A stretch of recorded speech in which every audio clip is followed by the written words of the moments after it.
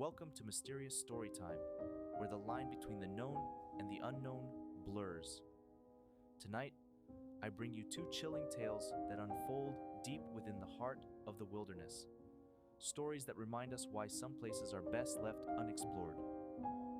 In our first story, we follow two friends who venture into a tranquil forest, only to encounter a shadowy figure that defies explanation.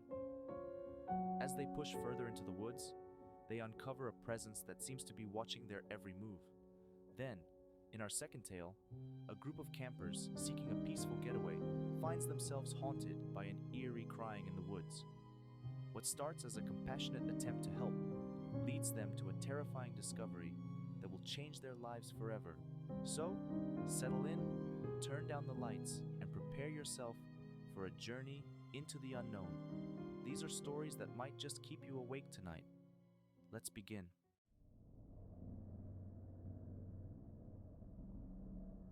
The Figure by the Tree.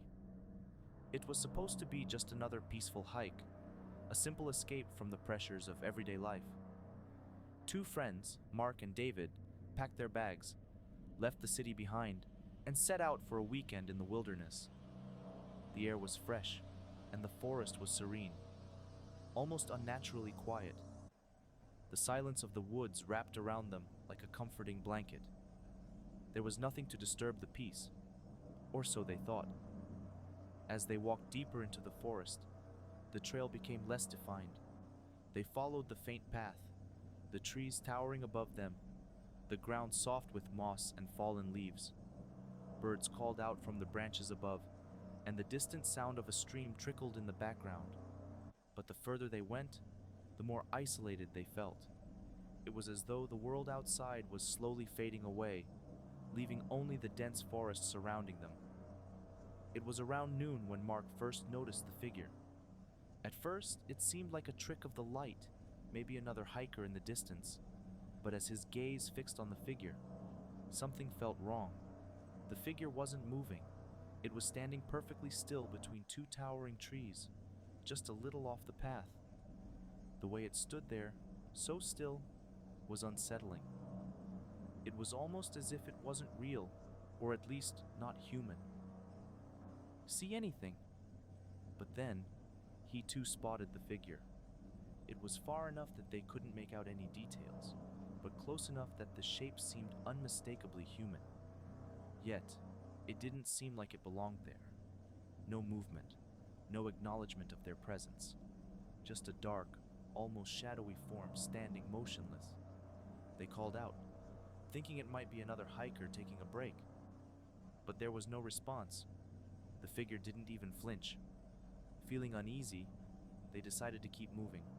But as they continued down the trail, they spotted the figure again. Only this time, it was much closer. Not much closer, but enough to make their skin crawl. There was no logical explanation for it. How had it moved so quickly without them noticing? David felt a chill run down his spine. "That's not right," he muttered, but Mark didn't respond. He was too focused on the figure. The air around them felt heavy, like a storm was brewing, yet the sky was clear. They stopped in their tracks, trying to gauge the situation. Should they approach? Should they keep walking? Before they could make a decision, the figure did something that confirmed their worst fears. It moved. Slowly, unnaturally, it glided forward, without lifting a foot from the ground. It didn't walk. It seemed to glide through the trees.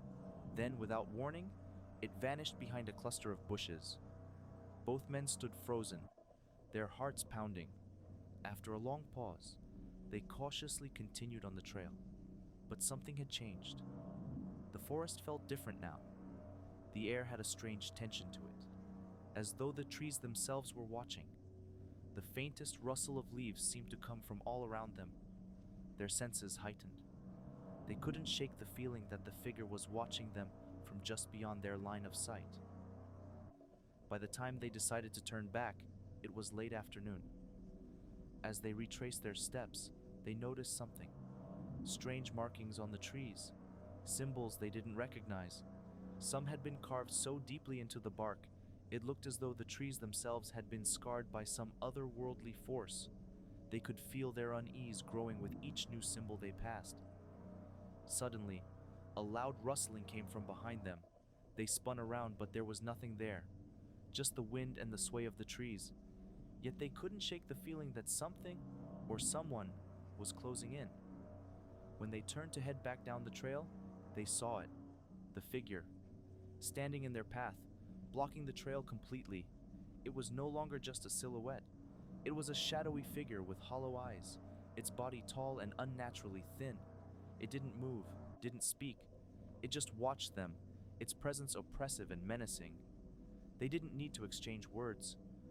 They turned and ran, the sound of their pounding feet drowning out the forest around them. When they finally reached their car, both men were out of breath, sweating, and shaking. As they drove away, neither of them looked back. They didn't need to. The Crying in the Woods. A group of friends, Anna, Ben, Lucy, and Jack, decided to escape the chaos of their daily lives for a peaceful weekend camping trip in a secluded forest. The kind of place where the outside world seemed to vanish, leaving only the stillness of nature. They had chosen this location deliberately, a forest well off the beaten path, free from tourists and technology. No cell service, no roads nearby, just the trees, the stars, and each other. The first day passed in a whirlwind of laughter and exploration. They set up their tents in a small clearing, collected firewood, and spent the afternoon hiking nearby trails. As the sun dipped below the horizon, painting the sky in hues of orange and purple, they gathered around a roaring campfire, roasting marshmallows and trading silly ghost stories, the kind that made them laugh rather than shiver. As night fell, the forest grew quieter.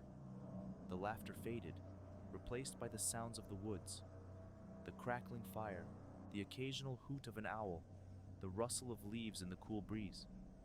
But soon, even those sounds seemed to retreat, leaving an almost unnatural silence. It wasn't until well past midnight, when the fire was dying down, that they heard it for the first time. A faint, distant sound. A soft, high-pitched noise drifted through the trees. It was almost musical at first, like the distant call of a bird. But then it shifted. The sound grew longer, uneven, and unmistakably human. It was crying. The friends froze, each straining to hear. At first they thought it must be an animal, perhaps a fox or a raccoon, animals known to make strange, mournful noises. But as the seconds ticked by, the sound grew clearer, more distinct. It wasn't an animal. It was the unmistakable sound of a woman crying. Anna was the first to break the silence. They listened again, but the crying seemed to float through the forest, coming from no clear direction. One moment it seemed distant, carried on the wind, and the next it was closer, almost behind them. The friends exchanged uneasy glances. None of them wanted to say it aloud, but the sound didn't feel right. Lucy stood abruptly, grabbing her flashlight. The others hesitated, but eventually they followed her lead, grabbing flashlights and heading into the trees. The crying continued, growing louder as they moved deeper into the woods. The beam of their flashlights cut through the darkness, revealing the twisted shapes of tree trunks and branches that seemed to reach for them like skeletal hands. The deeper they went, the stranger the forest became. The trees grew closer together, their gnarled roots crisscrossing the ground like veins. The air grew colder, biting against their skin, and the crying grew more desperate. It was no longer a soft, mournful sob. It was a heart-wrenching wail that made the hairs on the back of their necks stand up. Then, abruptly, the crying stopped. No response, just the oppressive silence of the woods. The group stood frozen, their breaths visible in the frigid air. Then, from somewhere to their left, they heard it again. Not crying this time, but whispers, low, unintelligible murmurs, as if a crowd of voices was speaking just out of earshot. Jack shone his flashlight toward the sound, but it illuminated nothing but trees and shadows. Before anyone could respond, the crying started again, this time louder, closer. It was coming from ahead of them. Lucy, against her better judgment, moved toward the sound. The others followed reluctantly, their footsteps crunching on the forest floor. The crying grew louder with each step, until it seemed to surround them, echoing from every direction. It was unbearable, raw, and filled with a pain that made their hearts ache. When they finally reached what they thought was the source of the sound, they stopped dead in their tracks. In the beam of their flashlights, they saw something strange. The ground in front of them was bare, the trees forming a perfect circle around a patch of untouched earth. In the center of the clearing stood an old wooden swing, its rope frayed and its seat cracked with age. But there was no one there, no sign of a woman, no footprints.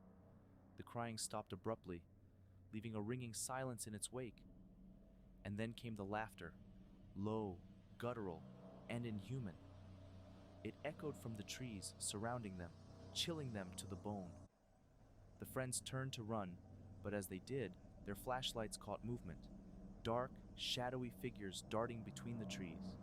Anna screamed as one of the shadows moved closer, its form tall and skeletal, its eyes glowing faintly in the dark. They didn't stop to get a better look. They bolted back toward the campsite, their breaths ragged and their hearts pounding. When they finally reached the clearing, the fire had gone out. Their tents were collapsed, as if they'd been trampled by something massive. None of them spoke as they hastily packed up their gear and fled the forest, the feeling of being watched never leaving them. The ride home was silent, each of them lost in their thoughts. None of them could explain what they'd heard or seen. But one thing was certain, the forest had changed them.